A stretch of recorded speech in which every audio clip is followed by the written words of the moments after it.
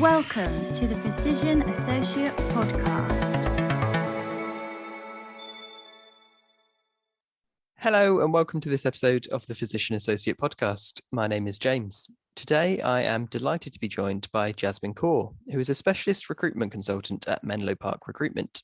Jasmine specialises in the recruitment of nurses and allied health professionals and physician associates into jobs in primary care. Welcome to the show, Jasmine. Thank you, James. Pleasure to be here.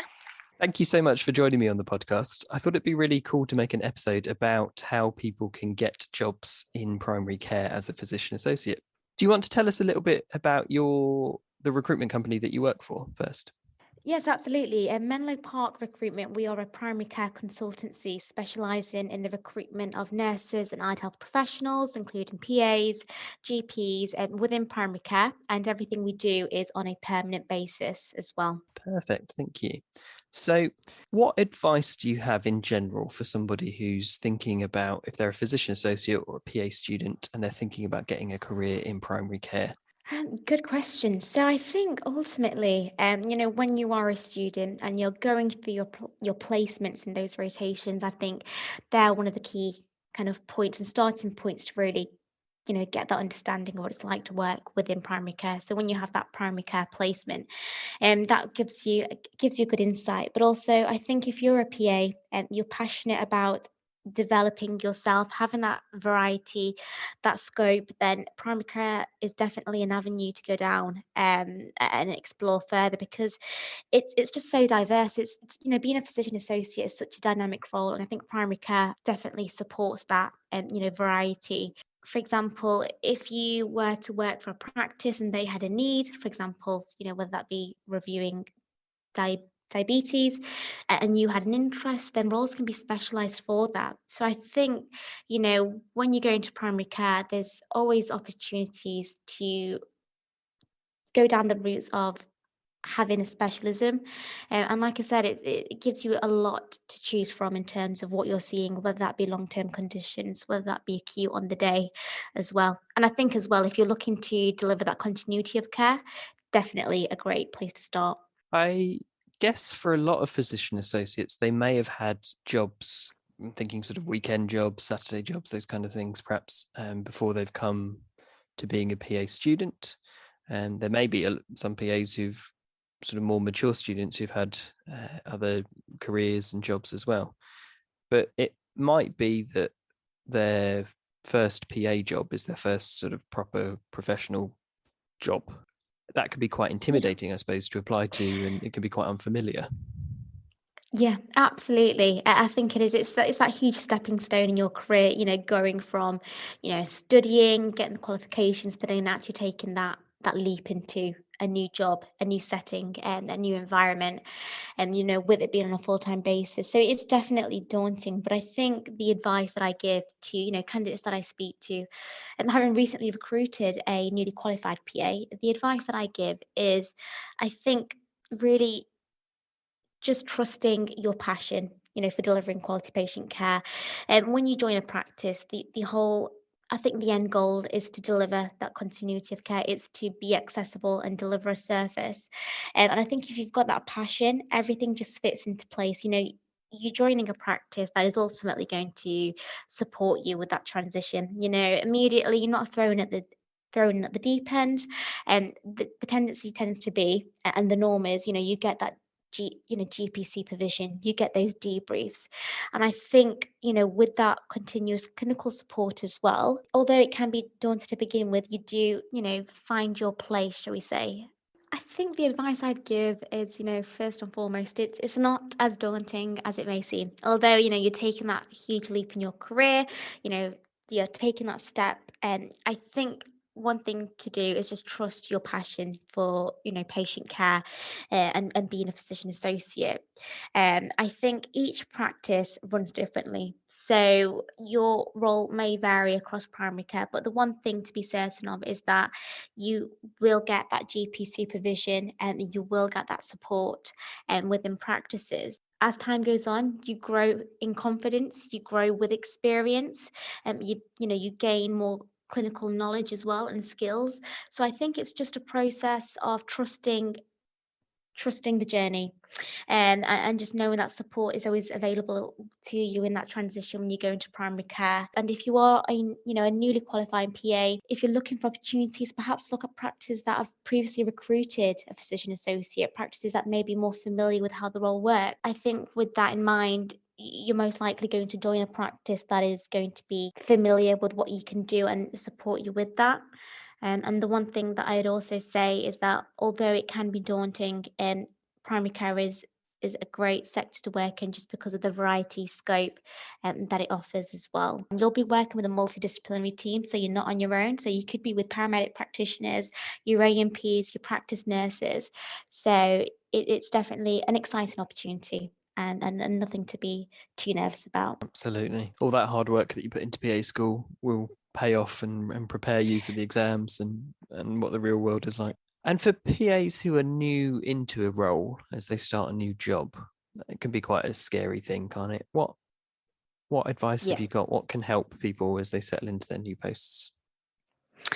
Yes, definitely a good point. I think when starting a new post, it's definitely going to be a little bit intimidated. There are going to be those certain challenges, and it could be, overwhelming at times. There's going to be a lot to learn, familiarizing yourself with the role, with the practice, with the team.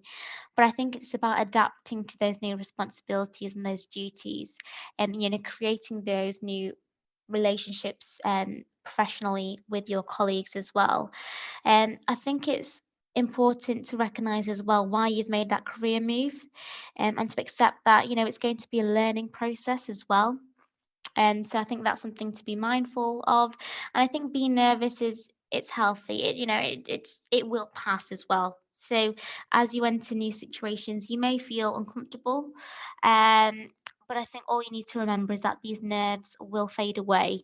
And you should look forward to the satisfaction you'll feel when handling these challenges, and kind of taking on this new role as a PA. So yeah, that's the advice that I'd give. And I think again, it's beginning to take control of your own destiny. As cringe as it may sound, it's about shaping the job to meet your needs, and not just your employer's needs. So I think, if you're passionate about the role, you accept that it's going to be, a learning process. But if you think about the end goal, it should all hopefully work out, James. So that's what I'd say. I think nerves are healthy. Just be ready for a challenge, but be ready to have that new experience, and continue learning. Okay, thank you. For a lot of physician associates, they might have to start their job process with writing their CV. It might be that it's the first time they've ever sort of put together a professional CV. Is there anything that makes a CV really good and makes it stand out to you as a recruitment consultant? What kind of things are people looking for in a physician associate CV? Yeah, good question. I think, the CV is always going to be one of those vital parts of the process when applying for jobs. And I think it's really making your mark with that. Now, the first thing that I would advise, is, having it probably 2 sides of A4. That should definitely be enough. You don't want too much, but you don't want too little. And I think it's striking that balance with the amount of information you're putting on there. And I think the information has to be relevant as well. So, for example, having a good, profile summary to begin with, and talking a bit about your skills, your interests, your passion, is always good. So keeping it interesting, keeping it relevant, and having your qualifications on there as well is always a good starting point. And also your experience. I think, whether you're a newly qualified PA or an experienced PA, listing your experience, and what that entailed, is also important. For example, having a couple of sentences to describe the role or the placement, and then having a few points to highlight the key skills that you had to utilize in that role is also important as well. And for example, taking medical histories, doing, patient triage, just bullet pointing a few of those key points is also what we look out for. Brilliant, good advice, thank you. As I was asking that question, I just realised that I've been working for 4 years, 4 and a bit years as a PA now. My CV is probably hopelessly out of date. For those Yeah. PAs that have a bit more experience or have been working a bit longer, what kind of things do you think I should have on my CV? What would make a appropriate CV for a sort of more qualified PA? For a more qualified PA, I think when it comes down to writing your employment history and writing your work experience, I think it's listing the skills and the key responsibilities you had, so the duties that you were expected to perform in those roles. So, for example, if you were to list you worked at X surgery and you put the dates, I'd kind of go in with a short summary of what your role entailed and then highlight the duties, for example, in bullet points. That's how I would structure it. I think just having a little bit of an additional information for each role is also key and vital. And also write down any qualifications that you may have gained through that experience. Is it additional diplomas and so forth? If so, definitely put them down as well. So that's kind of what I do. And again, listing your skills, whether that be clinical and non-clinical, is always good as well. Brilliant. Thank you, Jasmine. I think after making this podcast episode, I will be going to my CV to update a few things. Good, I'm glad to hear it. Yeah, I think an updated CV is always good to have to hand. For employers who are looking to recruit a physician associate, how is it best that they go about making a good job advert and sort of standing out from the crowd of job adverts for physician associates?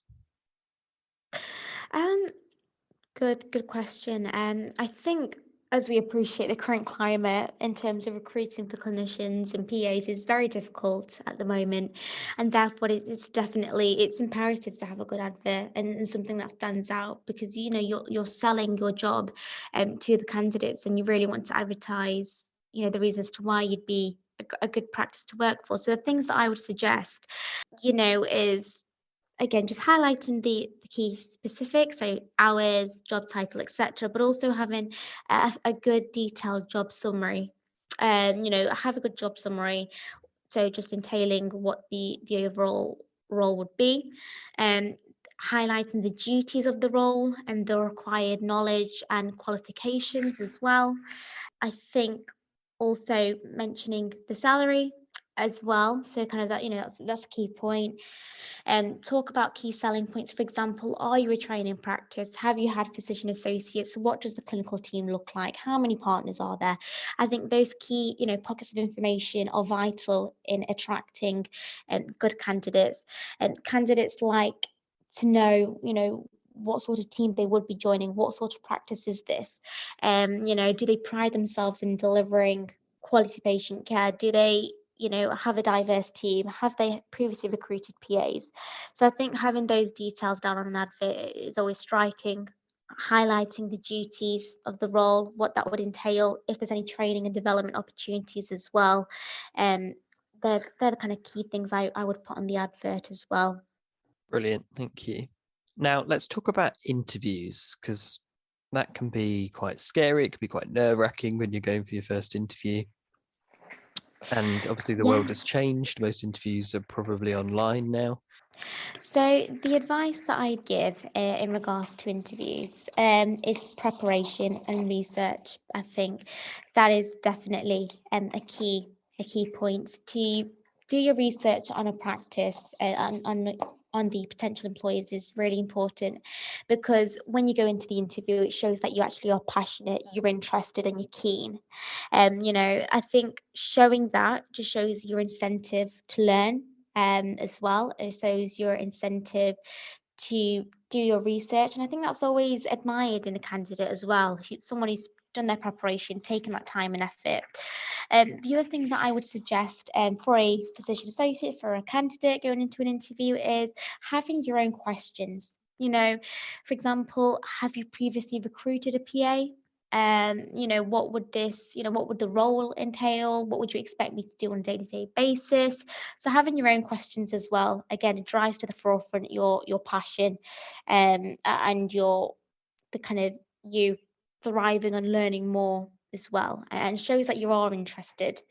The other things that I would also suggest is being punctual, a key thing. I think arriving a couple of minutes early to the interview is always good. I think being late is the worst way to start your first meeting or interview as well. And if you are running late, things like that do happen. Just call in advance. I think it just shows good punctuality as well.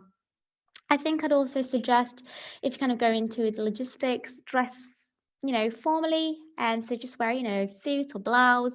It always makes a good impression, and so avoid your jeans and your trainers. Again, turn off your mobile prior to any interview. I think your phone going off isn't the best impression either.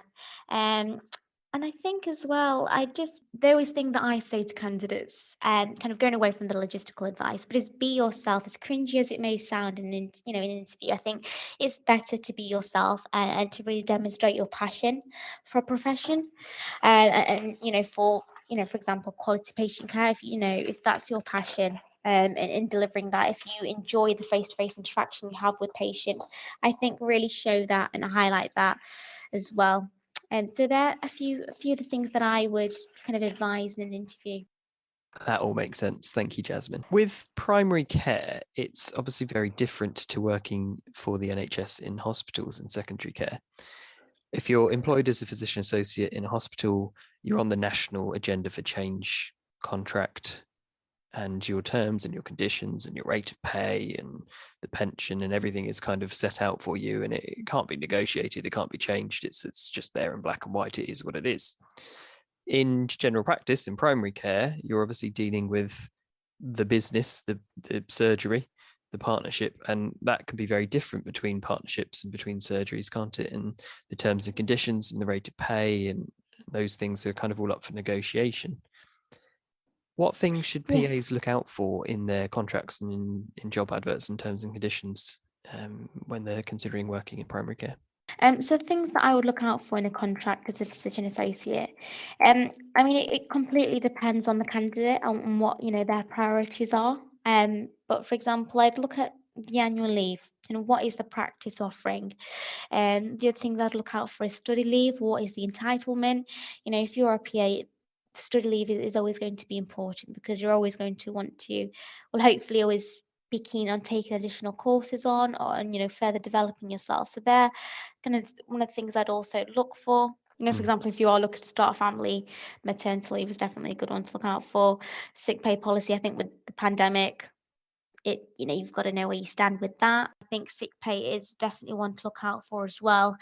And your annual leave. Look at your annual leave. Does that include your bank holidays as well? I think that are some of the key things I'd go over. And I think as well, I mentioned the sick pay and the study leave and the annual leave, because it's always about prioritizing your work-life balance as well, and having that reassurance and that security in place. So making sure those things are in line with what you'd be looking for as well, it is important. So there are things I'd look out for, James.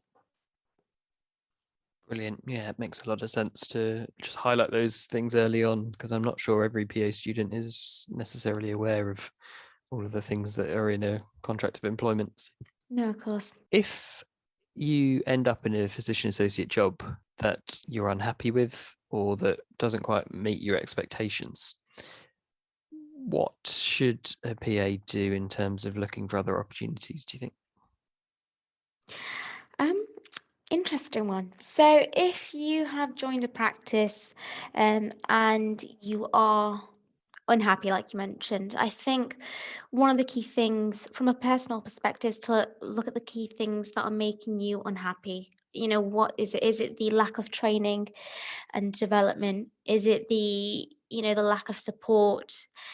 Is it the patient demographic? What is it that is making you unhappy?